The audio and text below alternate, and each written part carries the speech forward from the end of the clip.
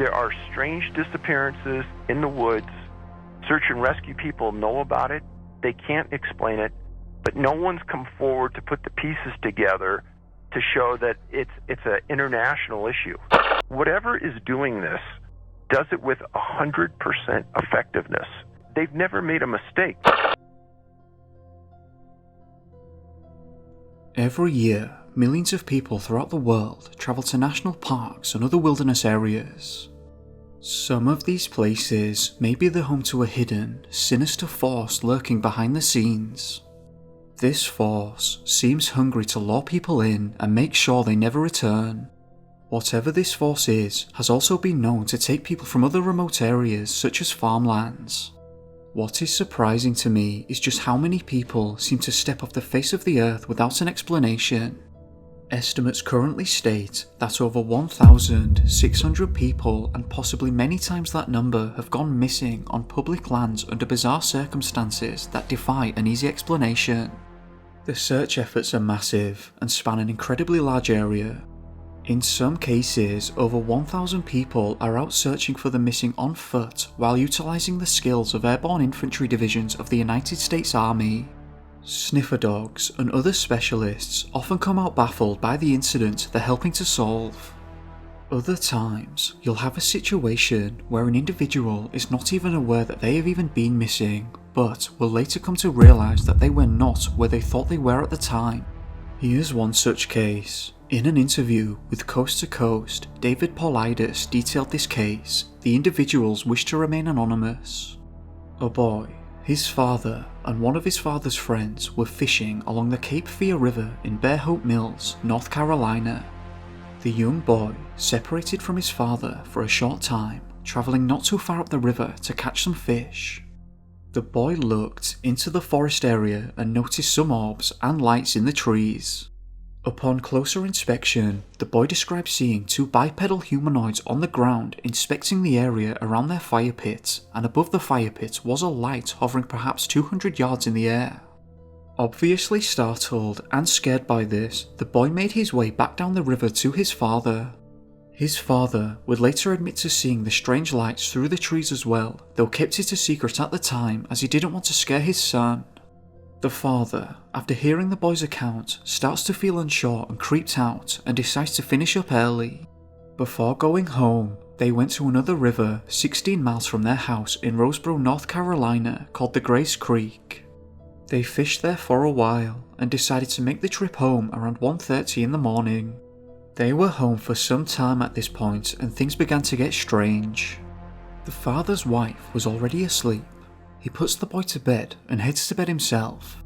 Later, the man reported waking up suddenly and feeling what was described as a vibrational tremor throughout the house, similar to that of an earthquake, except the ground wasn't shaking. Whatever was happening seemed to be specific to the property. The man woke up and presumed that an earthquake was occurring. He went downstairs to find the dog wide awake, growling and acting strange. At this point, he opened the door and went outside, expecting to see neighbours and other concerned locals out, also wondering what was happening. He looked up and noticed that something was above his house. Suddenly, the dog took off and ran into the woods. The man, now shaking and panicking, ran off into the woods to bring back the dog. He returned home sometime later and realised that he was gone for a considerable amount of time that didn't make sense. Unfortunately, I wasn't able to find out if he was able to get his dog back. Later, the man and his son agreed to be interviewed by MUFON, a UFO research group. They underwent reverse hypnosis therapy, and during the father's session, he recalled being abducted into the sky but couldn't remember what happened afterwards. He took a polygraph test, which confirmed that the man was telling the truth. Now, it's important to note that polygraphs are 90% accurate, and the man was at least confident that he was telling the truth. If he was lying about what he believed to have experienced, he wouldn't have passed. Now, let's talk about incidents that were followed by major searches. A 2-year-old boy named Bruce Sharon went missing on February the 27th, 1976. He was at his grandfather's farm at the time, located 3 miles west of Roseboro, North Carolina. Now, it's important to note that this was a rural area, literally in the middle of nowhere. The only landmark to speak of was a nearby river. It was a clear, bright day and you could see a great distance in every direction. There wasn't a lot of foliage to speak of. Bruce was in the front yard playing with the family's puppy German Shepherd. His aunt was watching him at the time and went inside for no more than 2 minutes. She came back outside to find Bruce and the dog had gone, literally disappeared. There was no one around and no one in the distance. In hysterics at this point, she searches around the property to no avail before calling the county sheriff. The response to this incident was absolutely enormous. Search and rescue teams, along with hundreds of deputies, were involved. The National Guard also joined the search, along with the 82nd Airborne, which is an aerial force specialising in parachuting belonging to the United States military. On the third day, the North Carolina Bureau of Investigation got involved after the incident became a suspected kidnapping. Now it's important to note that this was one of the largest efforts to find a missing person in the county's history. 1,200 people searched for 2 weeks, sniffer dogs, the paratroopers, simply an unbelievable response. According to David Paulides, in this instance, a kidnapping would have been extremely difficult and risky to perform given the time frame and remoteness of the area. There were no screams, no cars in the area, no evidence of any kind of struggle, literally nothing to suggest that anything had ever happened, and Bruce was never seen again. Here's where things start to get extremely bizarre. On October the 5th, 2000, 1 mile west of Roseboro and 2 miles apart from Bruce's disappearance, Tristan Buddy Myers was living at home with his aunt and uncle. Buddy, up until this point, had experienced a very poor life. His mother was an exotic dancer who couldn't take proper care of him. Buddy's aging grandparent helped the mother but would come to make a very grave mistake. One day, while reversing the car, Buddy was ran over by the grandparents, his leg was broken and they ran over part of his head. Thankfully, Buddy made a full recovery and the courts gave custody of him to his aunt and uncle where he would live peacefully and happily in Roseboro, that is, until October the 5th, 2000. On this day, Buddy was spending time with his aunt. His uncle was out at work as he was every day. Paulides made it clear that his aunt took really good care of Buddy and was very protective of him. It's thought that she really felt for Buddy after his entire ordeal and along with the uncle wanted to give him a safe, positive environment where he could thrive. The aunt worried a lot about Buddy and had some sort of buzzer alarm fitted in the house so she would know right away when he was going outside. Buddy and his aunt went to the store on October the 5th and came back. Buddy was in the living room playing with their small dog. They were both feeling pretty tired at this point, and the aunt watched as Buddy fell asleep while on the floor and the dog fell asleep on her lap. She herself then took a nap. Exactly 10 minutes from the point of falling asleep, she received a call from her husband who was just checking in. He asked how her day had been and they had a small conversation. This is where she began to panic. She noticed that the dog had gone and Buddy was no longer on the floor. She frantically searched the whole house and confirmed that the buzzer alarm had not gone off. She went outside where she thought her other dog was in the small yard surrounded by a fence. The dog was gone, all 3 of them had simply vanished. Another huge search starts and they don't find anything, no trace at all. No sign of a struggle, no prints, nothing. After searching for 5 days, something completely bizarre and unexpected happens. The dog that Buddy was playing with 5 days prior returned and came back into the yard. Strangely, the dog was clean, well fed, and did not look like it had been outside for 5 days. As bizarre as this was, it reinvigorated everyone searching. It was a good sign, they thought. 5 days later, 10 days now from the date of the disappearance, the other dog returned clean and well fed. No sign of injury or trauma, and again did not appear that it had been outside for 10 days. 2 weeks later, after a massive search effort using sniffer dogs who simply couldn't pick up a scent, Buddy was never seen again. To this day, his disappearance remains a mystery. Now, Paulides goes on to mention some extremely weird coincidences. Firstly, they both disappeared west of Roseboro, very close to one another. They were both in the presence of their aunt and both were playing with dogs. Strange, right? Do these parameters really matter? Do they mean anything? It remains unclear, but the circumstances remain bizarrely similar.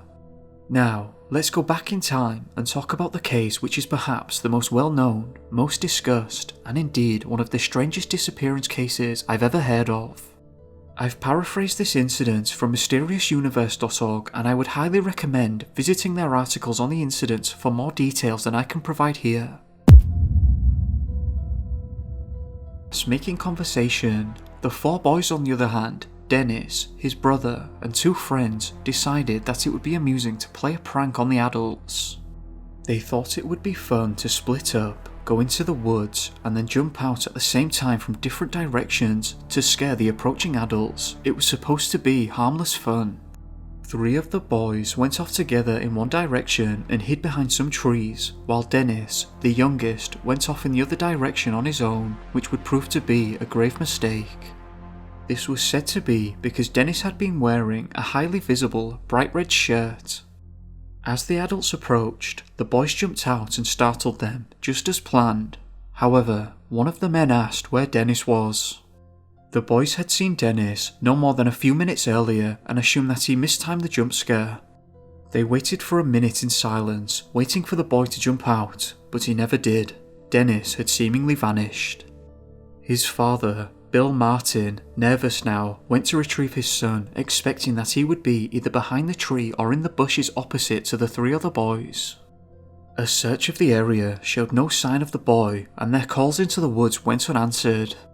This sent Bill into panic mode. He and Dennis's grandfather, Clyde Martin, hiked out in different directions further and further, feeling absolutely baffled. They found nothing, and the park rangers were made aware of the situation, and a search was launched that would last until nightfall. Heavy rain and thunder set in. Politis has said that in many occasions when a child disappears, it is followed by bad weather that prevents the search from continuing. This sudden turn of events hampered the search efforts, and the search was called off until the following day when the weather had passed.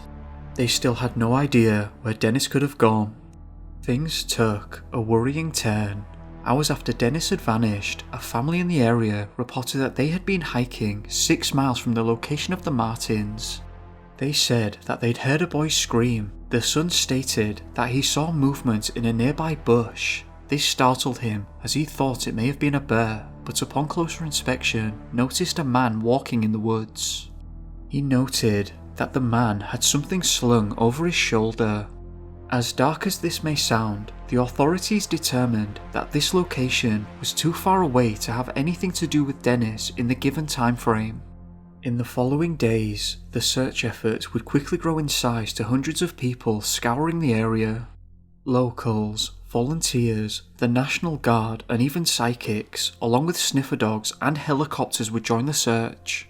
Meanwhile, the incident started to make major national headlines. With all the attention this incident was getting, it was thought that Dennis would be found in short order, especially since the boy was very healthy and had a lot of hiking experience. However, continuous heavy rains flooded the area many times, along with thick fogs which made the search effort difficult, almost as if nature itself didn't want the boy to be found. Now, if things weren't already weird enough, it's about to get more bizarre. The FBI must have known that something strange had happened here as they sent Agent Jim Reich to oversee the investigation. Politis has said in the past that the FBI typically do not get involved in missing person cases, but for some reason they took an interest in this one.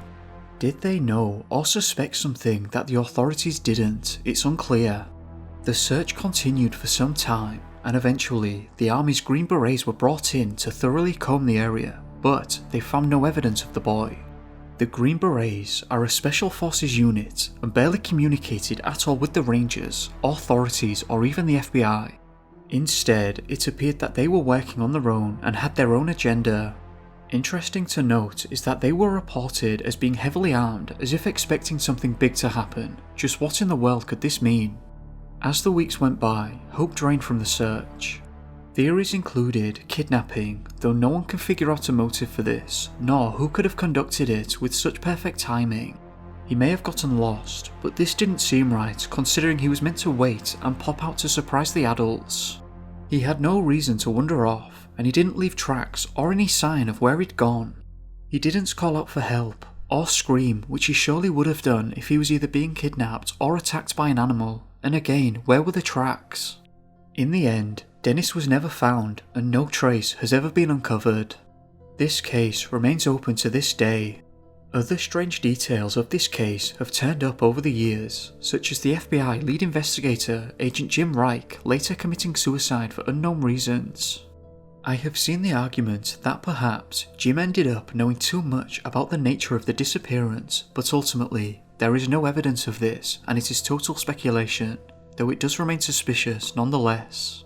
The whole case is bizarre. Dennis vanished within minutes, practically right in front of his friends and family without leaving a single trace. Intensive searches by trained professionals turned up nothing. Search dogs were reported to be unable to pick up a scent, in many cases suddenly refusing to continue on with the search or cowering and whining. Nothing has ever been found, and no one can figure out or agree on why this is the case. Now, another question is just what on earth were the armed special forces doing in the area amidst the disappearance? This was a civilian disappearance, why wouldn't they communicate with the law enforcement along with Jim?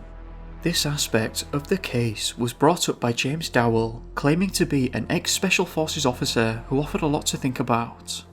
He says, and I quote, "To all concerned, I've read some incredibly uninformed and ignorant comments here, and I feel it's my responsibility to help out when appropriate.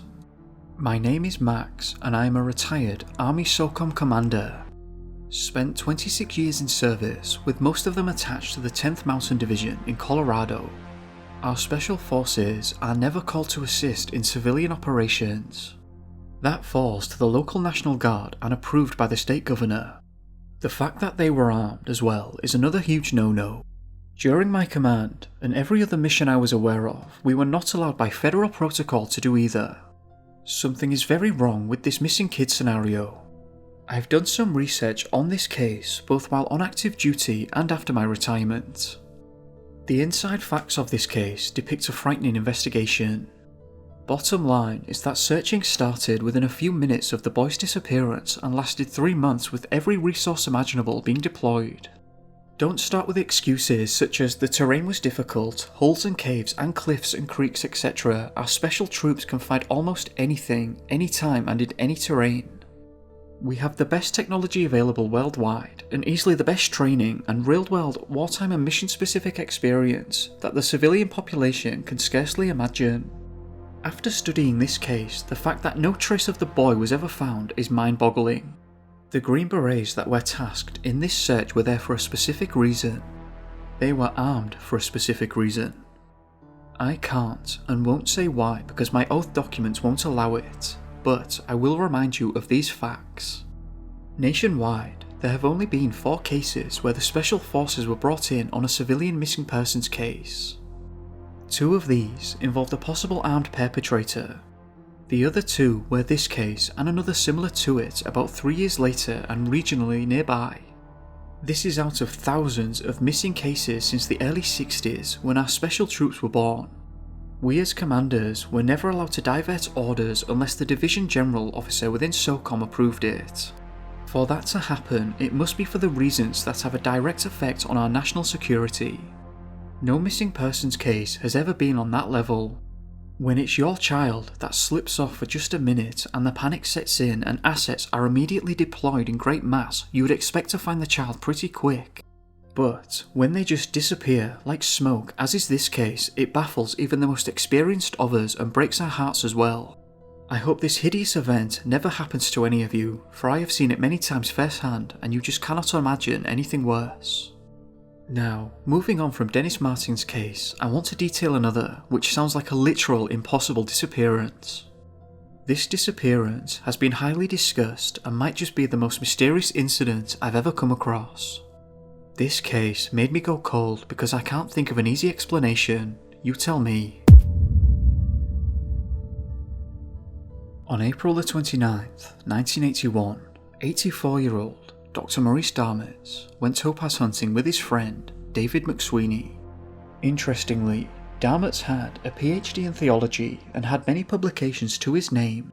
He went on to become a pastor of a Presbyterian church in Littleton, Colorado.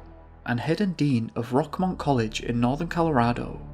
They drove down to Pike National Forest in Colorado from Longmont in Boulder, Colorado, arriving on a Wednesday morning at 10 o'clock.